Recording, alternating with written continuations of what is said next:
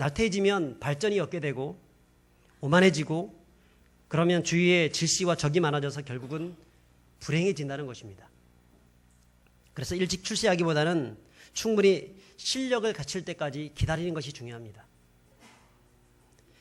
그렇다고 해서 마냥 기다리는 것이 아닙니다. 놀면서 기다리는 것이 아닙니다. 노는 동안에, 기다리는 동안에 충분한 실력을 쌓기 위해서 노력하는 것이 필요합니다. 고생을 해보는 것이 필요합니다. 그래서 옛날에는 그런 말들을 많이 하지 않습니까? 젊어서 고생은 사서라도 한다. 훈련도 받아보고 시험도 떨어져 보고 다리도 부서져 보고 아파 보기도 하고 사랑하는 사람과 헤어져 보기도 하고 이런저런 여러 가지 고난의 과정들을 겪어 나가면서 점점 인생이라고 하는 그런 실력이 키워져 가는 것이죠. 진짜 실력은 고난 중에 생긴다고 저는 생각합니다. 머리로 공부 많이 한다고 해서 실력이 생기는 것이 아니라 어떤 옷을 입혀준다고 해서 실력이 생기는 것이 아니라 고난을 당해보고 아파보고 힘들어보고 그것들과 피 터지게 싸워볼 때에 비로소 실력이 생기는 겁니다. 한 방에 출세하려고 하는 시도는 도리어 한 방에 무너질 수 있는 사실을 우리가 알아야 합니다. 그러므로 성도들은 어떤 고난이 찾아왔을 때에 고난을 두려워하지 말고 그 고난을 통해서 내가 무엇을 배울 수 있을까? 내가 이 고난을 통해서 어떤 유익이 있을까? 어떤 자세로 이 고난을 대해야 하는가에 대해서 생각해 볼 수 있어야 하는 것입니다. 하나님의 사람을 쓰실 때에도 항상 그렇습니다. 하나님이 쓰시는 사람들은 항상 그 사람을 그냥 쓰시는 것이 아니라 고난이라고 하는 용광로 속에서 집어넣고 난 다음 그 풀무불에서 건져내고 그 다음에 쓰시는 것입니다. 잘 단련시키고 난 다음에 쓰시는 것입니다. 오늘 엘리야의 모습이 그렇습니다. 엘리야는 하나님께 지금 고난의 훈련을 받고 있습니다. 그 훈련이 언제 끝날지는 엘리야 자신도 모릅니다. 어쩌면 빨리 좀 끝났으면 좋겠다는 마음들을 가졌을 수도 있을 것입니다. 하지만 하나님은 오늘 성경을 통해서 또 하나의 고난이라고 하는 관문들을 통과하게 하고 있습니다. 그게 오늘 말씀인데요. 자, 오늘 성경에 보게 되면 처음 시작할 때 어떤 단어를 쓰고 있느냐면 이 일 후에 17절에 보면 이 일 후에란 단어를 쓰고 있습니다. 여러분 이 일 후에 이 시간의 부사 이 뭐뭐 후에라고 하는 그 시간의 부사를 수식하고 있는 말이 이 일인데요. 이것은 우리 한글 성경에는 단수형으로 쓰고 있습니다만 사실은 복수형입니다. 이 일들 후에라고 하는 것이 맞습니다. 그러면 그 앞에 어떤 일들이 있었다는 얘기죠. 그 어떤 일이 있었는데 그 일과 지금 현재 이 사건이 연관되어졌다는 얘기입니다. 그 앞에 어떤 일이 있었습니까? 보면 1차적으로는 엘리야가 아합 앞에서 내 말이 없으면 수년 동안 이 땅 가운데 비도 이슬도 내리지 않을 것이다 라고 하는 선포를 했습니다. 그리고 하나님이 그를 피하게 해주셔서 시냇가로 도망쳤는데 그리 시냇가로 거기서 하나님께서 그 엘리야를 먹이십니다. 까마귀를 통해서 떡과 고기를 매일매일 6개월 동안 쉬지 않고 아침 저녁으로 실어다 주면서 그를 먹이십니다. 초자연적인 역사를 통해서 먹이십니다. 살려주십니다. 그리고 시냇가가 말라버리게 되었을 때에 그를 이제 시돈 땅 사르밧으로 보내게 되죠. 자, 그런데 첫 번째 시험에서 첫 번째 이 훈련에서 그가 받은 훈련들이 어떤 훈련이었습니까? 지난번에 같이 말씀을 썼는데 첫 번째는 고립의 훈련이죠. 단절의 훈련입니다. 혼자 있는 훈련입니다. 외로움의 훈련입니다. 자기 포기의 훈련입니다. 자, 그 다음에 어떤 훈련입니까? 기다림의 훈련입니다. 하나님의 때를 기다리는 훈련입니다. 그 다음에 믿음의 훈련입니다. 그런 훈련을 잘 마치고 난 다음에 하나님은 시돈 땅이라고 하는 더 엄청난 용광로가 있는 그곳으로 보냅니다. 시돈 땅은 어떤 곳이라고 했습니까? 이세벨의 고향입니다. 적진의 본거지입니다. 거기를 보내십니다. 이것은 하나님이 도저히 합당치 않는, 내 생각에는 맞지 않는 그런 상황이었지만 하나님이 그곳에 보냄을 통하여서 순종의 훈련을 하고 있는 겁니다. 더군다나 반복적인 훈련입니다. 기억하시죠? 반복적인 훈련. 상황과 환경과 사람과 여러 가지 시간과 이 모든 것들은 다 달라졌지만 하나님의 훈련은 계속되어진다는 겁니다. 반복적으로. 그것을 통하여서 우리를 더욱더 견고한 하나님의 사람으로 만들어 가신다라고 말씀을 나누었었습니다. 자, 그리고 그를 먹이시고 그를 살려주십니다.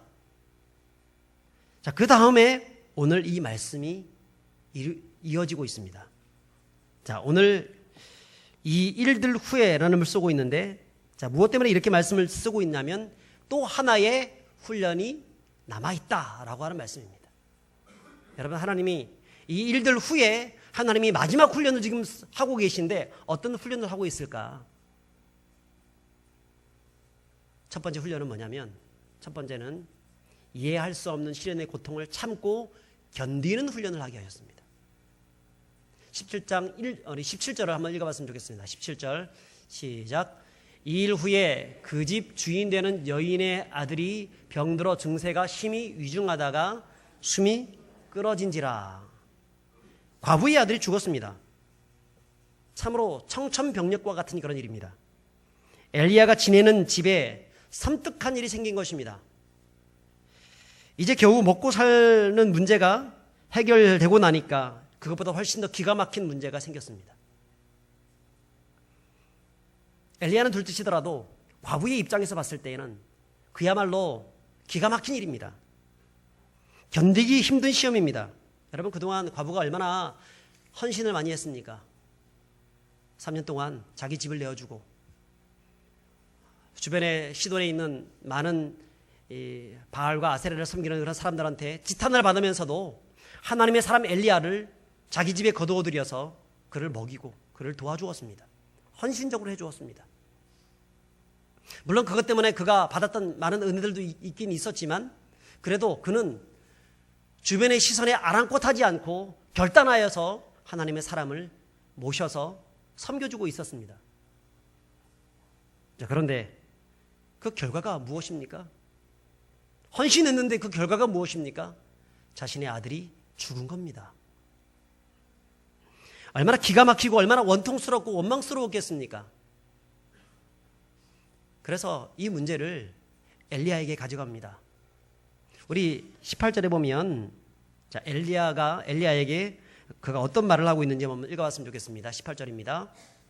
여인이 엘리야에게 이르되 하나님의 사람이여, 당신이 나와 더불어 무슨 상관이 있기로 내 죄를 생각나게 하고 또 내 아들을 죽게 하려고 내게로 오셨나이까. 여러분, 이 말은 가만 보게 되면 굉장히 유하게 들립니다. 그런데 사실 그가 엘리야에게 받았던 그런 은혜들도 있었기 때문에 뭐 억척스럽게 그렇게 표현을 하고 있지 않은 것처럼 보이지만 사실은 이 속에는요, 엘리야를 향한 깊은 원망이 배어 있습니다. 유진 피터스는 메시지 성경에서 좀 더 리얼하게 이것을 표현을 하고 있습니다. 한번 제가 읽어보겠습니다. 당신 같은 거룩한 사람이 무엇 때문에 이곳에 나타나서 내 죄를 드러내고 내 아들까지 죽게 하십니까? 여러분, 과부의 속내를 그대로 드러내고 있습니다. 당신이 뭔데, 도대체 뭔데 내게 와서 이 아이를 죽게 하고 있습니까?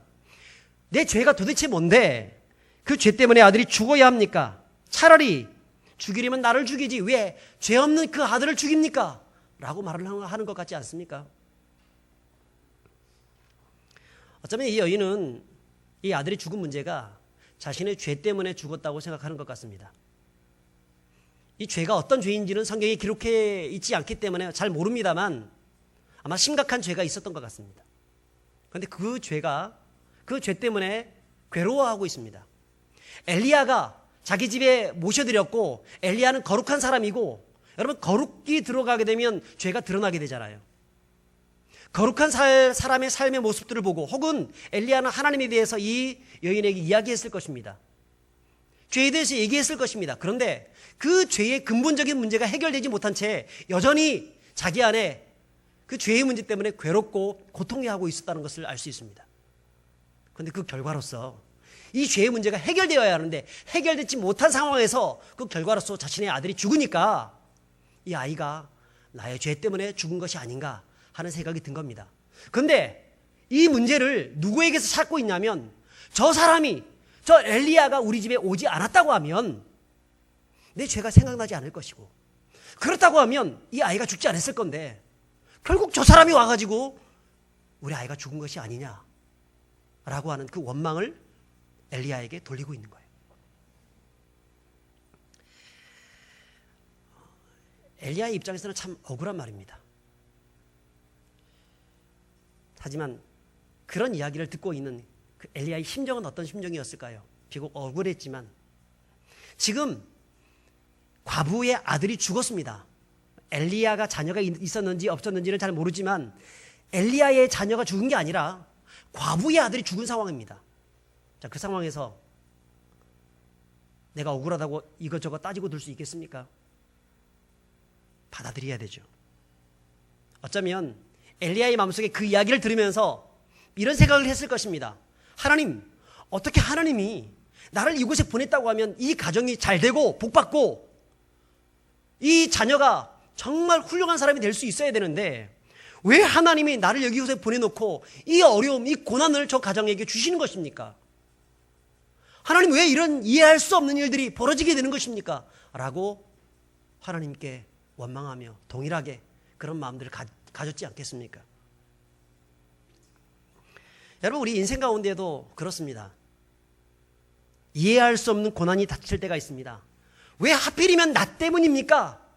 왜 하필이면 나입니까? 라고 하는 그런 질문을 던질 때가 있습니다. 왜 이 고난이 저 사람이 아니라 나에게 와야 합니까? 보통 암에 걸린 사람들이 5가지 반응을 한다고 합니다. 본인과 그 가족들이 처음 암의 진단을 딱 받았을 때에 첫 번째 반응이 아닐 거야. 이거는 그럴 리가 없어. 오진일 거야. 그래서 이 병원 저 병원 전전긍긍하면서 찾아다닙니다. 아니라고 생각하면서 그렇게 다닙니다. 다니다 보니까 맞거든요. 그때 두 번째 반응이 나타납니다. 왜 나입니까? 왜 내 인생 가운데 이런 일이 벌어집니까? 왜 내가 암에 걸려야 합니까? 이런 생각들을 한다는 것입니다. 그리고 그때부터 불면증이 시달리고 식욕이 떨어지고 매사에 의욕이 떨어지기 시작합니다. 자, 그러다가 세 번째 단계로 접어들게 되는데 희망의 단계입니다. 아, 그래. 비록 내가 암에 걸렸지만 한번 싸워보자. 한번 이겨내보자. 뭐 암을 걸렸지만 이겨냈던 수많은 사람들의 이야기를 들으면서 아, 그래. 충분히 나도 이길 수 있을 거야. 이런 희망을 갖기 시작합니다. 그래서 항암 치료도 하고 여러 가지 한약을 지어서 먹어보기도 하고 고기도 먹고 하면서 운동도 하고 그래서 극복하기 위해서 굉장히 노력을 많이 합니다. 아주 좋은 산속에 들어가서 집을 지어놓고 자연과 함께 버타면서 살아가면 좋은 공기 마시면 내가 살 수 있지 않을까? 이런 마음 가지고 또 그렇게 해봅니다. 희망을 가지고 싸워봅니다. 그러다가 항암 치료를 했는데 잘 되었고 치유가 되어지면 좋겠지만 나중에 치유가 되었다고 하더라도 나중에 이 항암 치료가 되었지만 또 이 암이라는 것은 재발하기가 쉽잖아요. 재발하고 그 이후에 더욱더 심각해졌다는 이야기를 듣게 되었을 때에 그때는 네 번째 단계로 들어서게 되는데요. 그것은 걱정하는 겁니다. 앞날이 걱정되고 자신과 함께 자신의 처자식들이 걱정되고 남겨지게 될 저 사람들, 저 아이들 어떻게 하면 좋을까? 이런 걱정들을 하게 되는 겁니다. 그러다가 마지막으로 그 모든 것들을 수용하는 단계로 나갑니다. 자신에게 주어진 돌이킬 수 없는 이 사실을 인정하면서 그때 절대자 하나님을 많이들 찾기도 하죠. 그리고 조용히 임종을 맞이합니다. 여러분 어떠세요? 인생이 주는 쓴뿌리 앞에서 우리는 왜 나입니까? 라고 하는 그런 외침을 외쳐보신 적이 없으십니까? 다른 사람들은 와 저렇게 다 잘 살고 있는데 왜 나에게 이런 어려움과 고난이 닥쳐와야 합니까? 라고 하는 이해할 수 없는 고난의 굴레 앞에서 울어보신 적이 없으십니까? 김충구 박사라는 분이 계십니다. 그분이 와임이라는 책을 썼는데 이 책은 아주 오래전에 나왔던 책이지만 그분의 간증을 기록한 참 은혜스러운 책입니다. 이분은 단돈 $200를 들고 가방 셋만 가지고 미국으로 유학을 갔습니다. 열심히 공부했습니다. 열심히 살았습니다. 마침내 정치학 박사를 땄습니다. 그리고 108대 1의 경쟁력을 뚫고 LA에 있는 페퍼나인 대학의 교수로 임용되었습니다. 거기서 열심히 산 나머지 2,000명이나 되는 교수들을 다 뚫고 최우수 교수상을 받았습니다. 나중에는 대학 총장 후보까지도 올랐었습니다. 자, 그러던 어느 날 피를 토하게 되었습니다. 너무 무리해서 그런가 보다. 좀 쉬면 되겠지. 쉬어보았지만 도저히 낫지 않는 겁니다. 병원에 찾아갔더니 간암이라는 판정을 받았습니다. 그때 그는 하나님께 비통한 심정을 가지고 와임이 왜 나입니까? 왜 내가 지금 이렇게 잘 나가고 있는데 내 인생 가운데 이런 고통과 어려움이 닥쳐와야 하는 것입니까? 하나님께 따지고 물었다는 것입니다. 여러분, 그분이나 우리나 다 인생의 고난 앞에서 이런 질문을 던지지 않습니까? 와임이 왜 나입니까? 여러분, 하나님이 왜 그러실까요? 왜 나에게 이런 시련들을 주시는 것일까요? 물론 연세가 굉장히 많이 드셔서 곧 천국 가게 될 직전에 있는 분들은 그러실 필요가 없을 수도 있습니다만, 그러나 대부분의 사람들은 이런 고난을 주시는 이유가 무엇입니까? 그것은 하나님께서 나를 통해서 하시고자 하시는 하나님의 계획이 있기 때문에 그렇습니다. 나를 통해서 하나님께서 이루려고 하시는 하나님의 뜻이 있어서 그렇습니다. 나를 하나님이 기뻐하시는 사람으로 든든히 세워가게 하기 위해서 그런 것입니다. 그 훈련이 끝나는 날, 아직 남겨져 있는 그 훈련, 그 시련, 그 훈련이 끝나는 날, 나를 완숙한 하나님의 사람으로 세우기 위해서 그런 시험들을 주시는 것입니다. 야고보서 1장 2절과 4절에 이렇게 말씀합니다. 형제들아, 여러 가지 시험을 만나거든 온전히 기쁘게 여기라. 이는 너희로 온전하고 구비하여 조금도 부족함이 없게 하려 함이라. 와임이 왜 나입니까? 라고 하는 이 고민 앞에서 하나님은 그 시험을 온전히 기쁘게 여기라 말씀합니다. 이는 너희로 온전하고 구비하여 조금도 부족함이 없게 하려 함이라. 그렇습니다. 이해할 수 없는 시련과 고난을 주시는 이유는요, 우리를 온전히 세우고 구비하여서 부족함이 없는 완전한 자로 세우기 위한 하나님의 계획 때문에 그런 것인 줄 믿습니다. 김충구 박사님은 결국 수많은 시련이 있었지만 그 속에서 하나님의 은혜 속에서 기적적으로 암을 극복했습니다. 그 후에 그는 알래스카 주립대학 교수로 옮겨지고 10년 동안 알래스카 주지사의 경제특별 고문을 맡았습니다. 그러는 가운데 주정부로부터 경제개발 특별 공로상까지 받았습니다. 그때 그는 하나님의 부르심을 받습니다. 미주 한인 그리스도인들과 함께 신앙 회복 운동을 펼쳐서 미국을 위해서 봉사하라고 하는 부르심을 받았고, 그래서 그는 JAMA, Jesus Awakening Movement for America, 미국을 깨우는 운동, 영적 운동을 일으키기 시작했습니다. 예수 대각성 운동을 일으키기 시작했습니다. 그때 그는 다시 하나님께 두 번째 이런 질문을 던졌습니다. 왜 나입니까? 와임이 왜 나입니까? 하나님의 수많은 사람들 중에서 왜 하필이면 저를 부르시고 저를 사용하십니까? 그는 계속해서 이어서 이런 고백을 합니다. 이 모든 것들은 나를 연단하시는 하나님의 계획 속에 있었던 것이고 결국 모든 것이 하나님의 은혜였다. 사랑하는 여러분, 우리 인생에서 이해할 수 없는 문제 앞에서 우리는 와임이라고 부르질 수 있습니다. 누구나 그럴 수 있습니다. 왜 나입니까? 라고 부르짖지 않는 사람들은, 성경에 욥 같은 그런 사람들은 이미 모르겠지만 대부분의 일반적인 사람들은 다 이런 부르짖음이 있습니다. 하지만 기억하십시오. 그때에도 그 고난 앞에서 하나님이 나를 연단시키고 나를 든든히 하나님의 사람으로 세워가기 위해서 그 고난의 시간들을 허락하신다는 사실을 기억하실 수 있기를 바랍니다. 그리고 승리하시길 바랍니다. 두 번째로 하나님이 이 시간을 통하여서 마지막으로 엘리야를 훈련시키고자 하시는 것이 있다면 그것은 무엇이냐면 그가 긍휼의 마음을 가지는 하나님의 사람이 되기를 원했다는 겁니다. 동정의 마음, 불쌍히 여기는 마음, 그런 마음을 갖기를 원했다는 거예요. 여러분, 과부의 이런 원통과 아픔의 소리를 듣고 엘리야가 행하는 행동을 보십시오. 우리 19절을 보시면 이렇게 말씀합니다.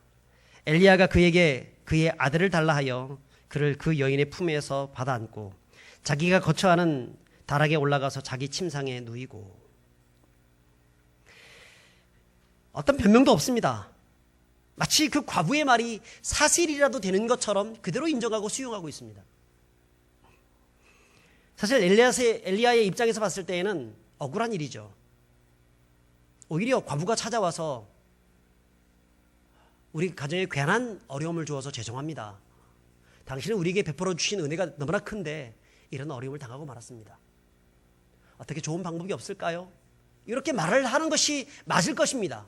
그런데 오히려 배은망덕하게도 과부는 아들이 죽은 탓을 자기에게 괜히 죄의 문제를 깨달아 알게 해가지고 그것 때문에 이 아들이 죽게 되었다.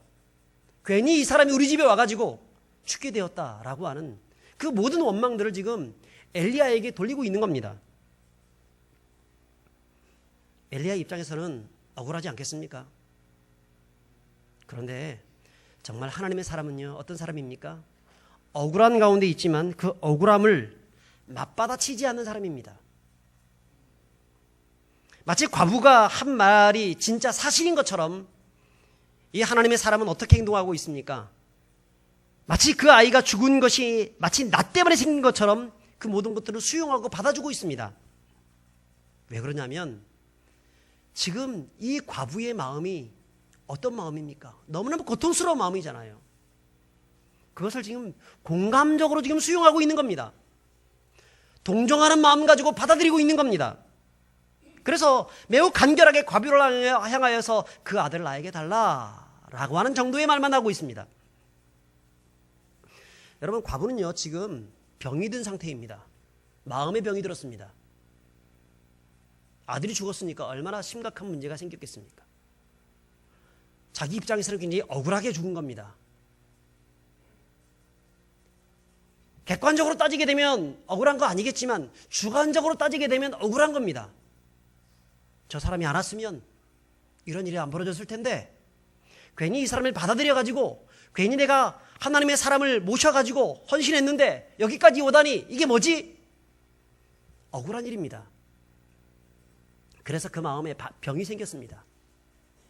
그래서 해서는 안 될 말 쏟아내어 부으면서 이 원통함을 지금 엘리야에게 쏟아붓고 있는 겁니다.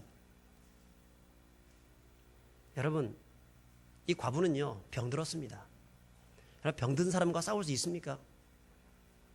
병든 사람과 싸울 수 있습니까? 그 병든 사람과 내가 싸우고 있다고 하면 나도 병든 겁니다. 여러분, 우리 인생 가운데에서 그런 수많은 사람들이 그런 사람들이 있습니다. 내 남편이, 내 자녀들이 어떤 얼척없는 말 가지고 나에게 굉장히 힘들게 만들고 있을 때 그것은 그 마음에 어떤 병이 들었기 때문에 그런 겁니다. 그것을 맞받아치면서 싸우고 있으면 나도 상처를 받고 그 사람도 상처를 받고 문제는 더욱더 커지게 되는 겁니다. 그때는 싸우는 게 아니라 어떻게 해야 되죠? 받아들이는 겁니다. 수용하는 겁니다. 불쌍히 여기는 마음을 갖는 겁니다. 긍휼을 베풀어 주는 겁니다. 여러분, 엘리야는요 바로 지금 이 시련을 통하여서 이것을 배우고 있는 중입니다. 정말 억울한 일 당할 때 어떻게 해야 되는가? 그것을 배우고 있습니다. 그리고 이 문제, 사람 앞에는 억울했지만 하나님 앞에서 이 문제를 토로해내고 있는데요. 20절입니다. 20절 같이 읽습니다. 여호와께 부르짖어 이르되 내 하나님 여호와여, 주께서 또 내가 우거하는 집 과부에게 재앙을 내리사 그 아들에게 죽게 하셨나이다 하고, 그 아들이 죽었습니다. 하나님께 가지고 이 문제를 가지고 나가서 하나님께 이 억울함을 토로해내고 있습니다. 여러분, 성도는 억울함을 사람들에게 호소하는 사람이 아닙니다. 사람에게는 불쌍히 여기는 마음을 가지고 그 억울함은 하나님께 가지고 나가서 토로할 수 있는 사람이 되어야 합니다. 다윗은 얼마나 억울하게 살았습니까? 자기가 사울한테 잘못한 것이 무엇입니까? 오히려 사울의 원수 골리앗을 때려 죽인 그 죄밖에 없습니다. 그런데 시기를 당하여서 그는 10년 넘게를 온 산과 굴과 광야를 유리하면서 방황했습니다. 그때 그 억울함을 표출할 수 있는 기회가 생겼습니다. 사울을 죽일 수 있는 두 번의 기회 있었습니다. 그런데 그것도 내려놓습니다. 왜? 사람에게 그 억울함을 표출하지 않게 하기 위해서. 그리고 하나님께 기도합니다. 하나님, 내가 지금 이렇게 어려움을 당하고 고통을 당하고 있고 사람들이 나를 죽이려고 합니다. 하나님, 나를 도와주십시오. 그게 하나님의 사람들의 모습이죠. 병든 사람과 맞받아 싸워가면서 그 사람을 어떻게 해보겠다고 하면 나도 동일한 문제에 빠지게 되지만 그 사람을 불쌍히 여겨주고 공감해주고 함께 아파해주고, 비록 내가 억울하지만 그 사람에게 억울함을 표출하지 않고 하나님께 나아가서 억울함을 표출하고 기도하는 사람, 그런 사람에게 하나님의 은혜를 더하시는 줄 믿습니다. 지금 엘리야는 바로 이것을 훈련하고 있는 중입니다. 특별히 21절에 보면 그런 특별한 행동을 하게 되는데요, 21절을 같이 읽습니다. 그 아이의 위에 몸을 3번 펴서 엎드리고 여호와께 부르짖어 이르되 내 하나님 여호와여, 이 아이의 혼으로 그의 몸에 돌아오게 하옵소서 하니, 우리는 자꾸 내 하나님 여호와여 그의 혼으로 아이의 몸을 돌아오게 해달라고 이것에 집중하는데, 사실 이거보다 훨씬 더 중요한 것은 그 앞에 있는 단어입니다. 앞에 있는 그 행동입니다. 어떤 행동을 하고 있습니까? 몸을 3번 펴서 그 시체 위에 엎드리고 있는 행동을 하고 있습니다. 뭘까요? 어떤 행동일까요? 이것은 죽은 시체의 문제와 그 시체의 문제, 그리고 과부의 문제, 그 고통스러운 문제, 그 문제와 자신을 일치시키는 행동입니다. 이것을 identify라고 합니다. identify, 자기 동일화. 과부의 아픔, 그 아픔을 내 아픔으로 여기고 있는 겁니다. 이것은 상대의 아픔이 내 아픔이 되지 않으면 안 되는 일입니다. 온 몸과 온 영으로 그 아픔을 완전히 공감하여서 그 앞으로 함께, 그 고통의 문제로 함께 들어가고 있는 것입니다.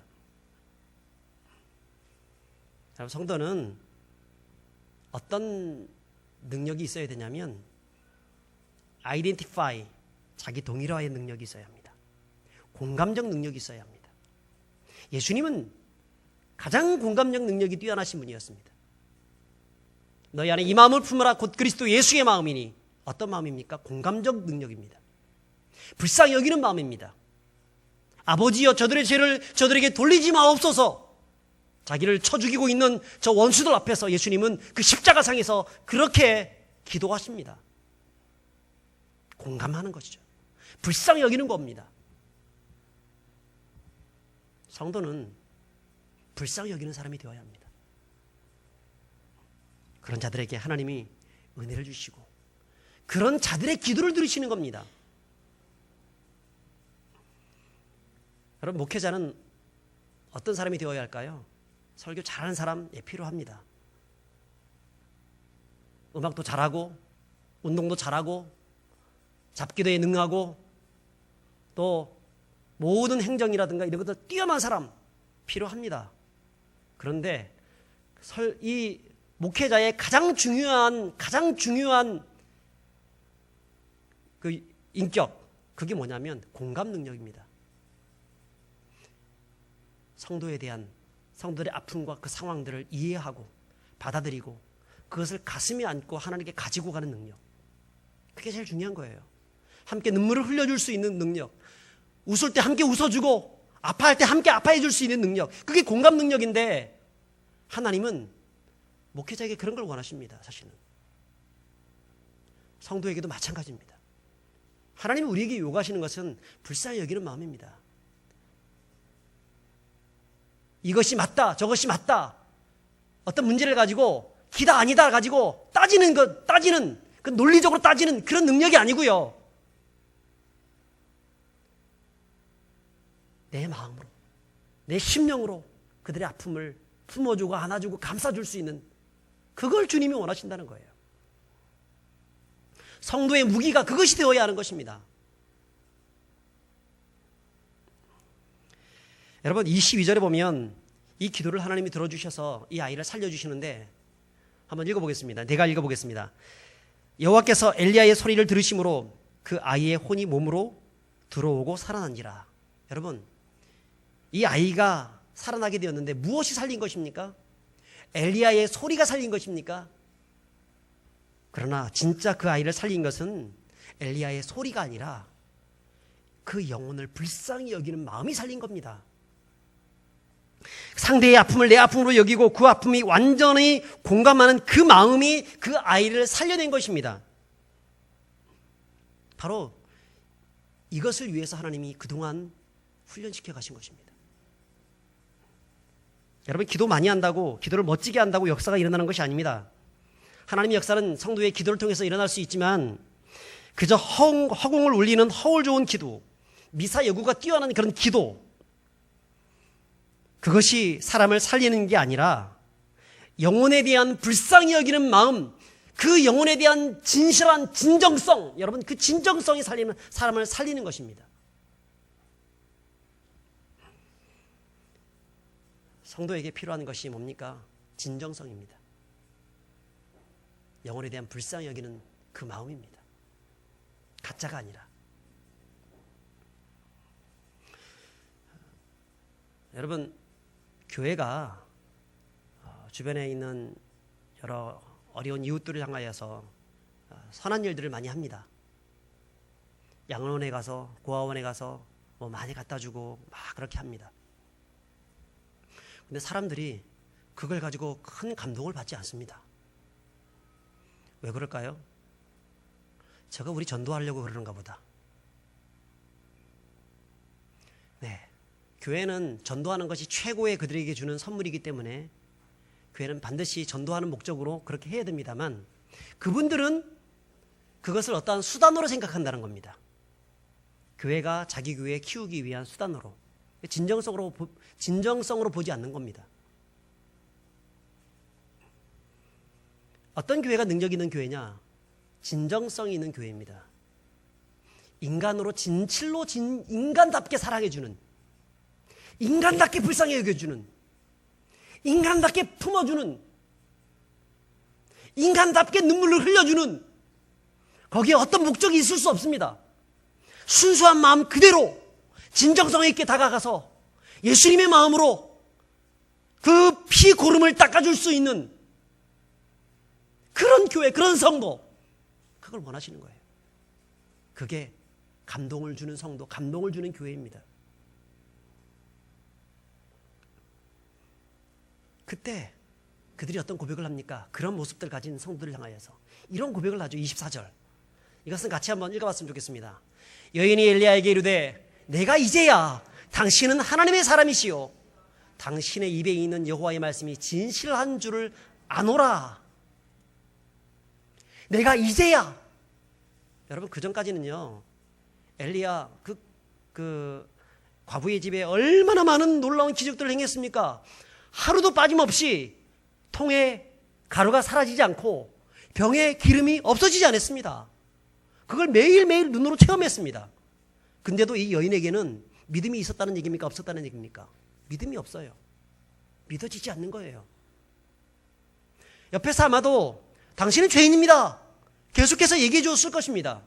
회개하십시오. 근데 말은 듣고 머리로는 알고 있는데 이게 내 가슴으로 오질 않는 겁니다. 믿음이 생겨지지 않는 겁니다. 여인의 지금 현재의 모습이 그런 모습이었습니다. 지금. 그래서 답답하고 그 가운데서 아들이 죽어버린 겁니다. 그러니까 이것 내 때문에, 죄 때문에 죽었구나, 저 엘리야 때문에 죽었구나, 자꾸 누구 탓을 하는 겁니다. 그런데 엘리야가 진정성 있게 억울함을 토로하지 않고 정말 불쌍히 여기는 마음 가지고 인간 대 인간으로서 찾아가서 그를 대해주게 되었을 때에 그때 감동을 받는 것입니다.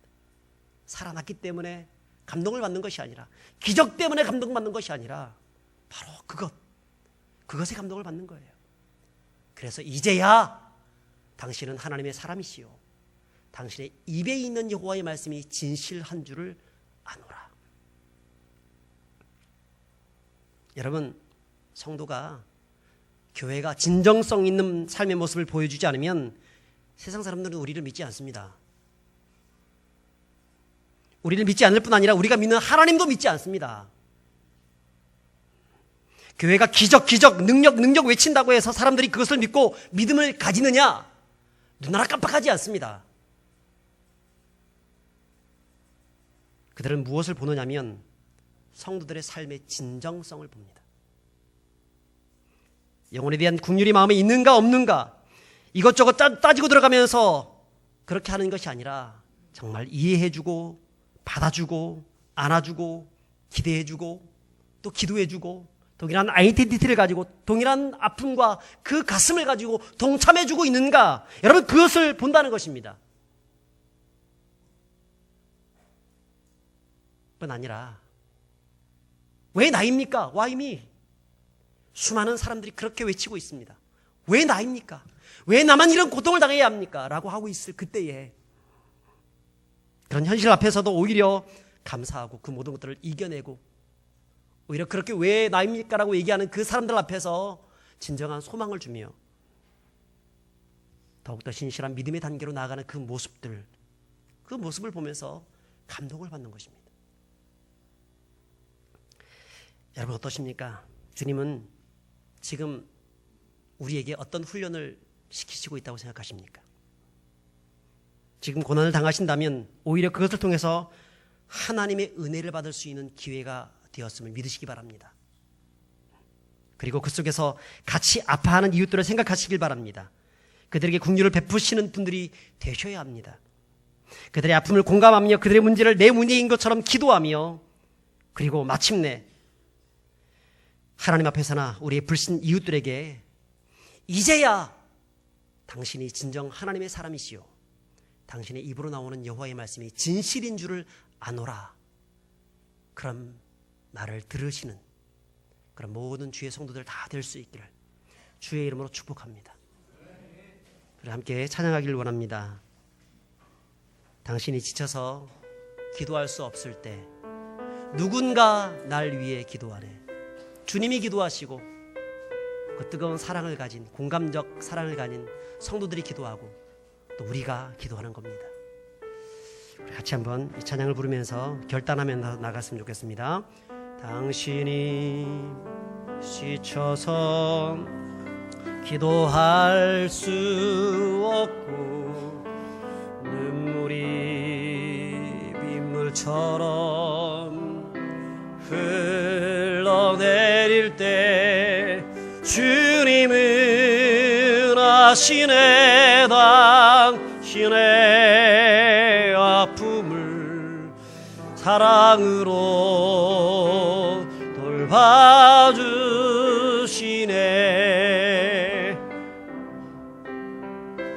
누군가 널 위하여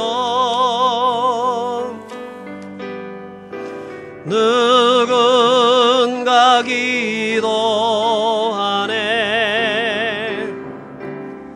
내가 홀로 외로워서 마음이 무너질 때 누군가 널 위해 기도하네. 당신이 외로이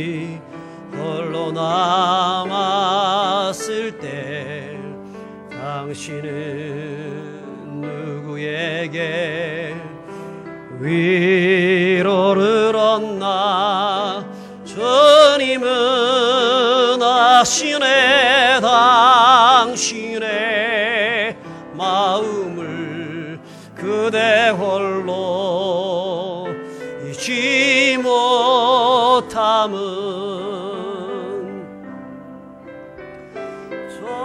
조용히 그대 위에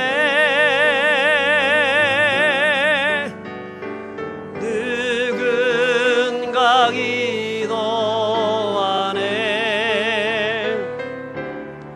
내가 홀로 외로워서 마음이 무너질 때 누군가 널 위해 기도 우리 1절 한 번 더 하겠습니다. 당신이 지쳐서 당신이 지쳐서 기도할 수 없고 눈물이 빗물처럼 흘러내릴 때 주님은 아시네 당신의 약함을 사랑으로 돌봐주시네 누군가 널 위하여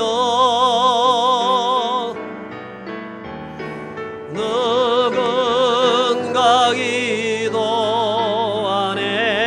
기도하네 내가 홀로 외로워서 마음이 무너질 때 누군가 널 위해 기도하네 누군가 널 위하여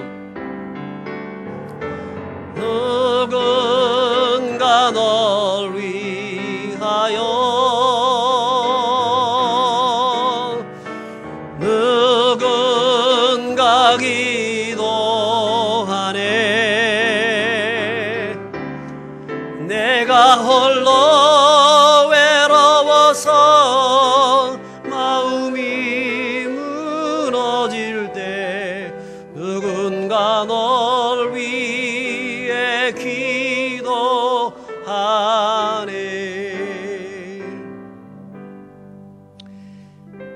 여러분 세상은 우리에게 이 공감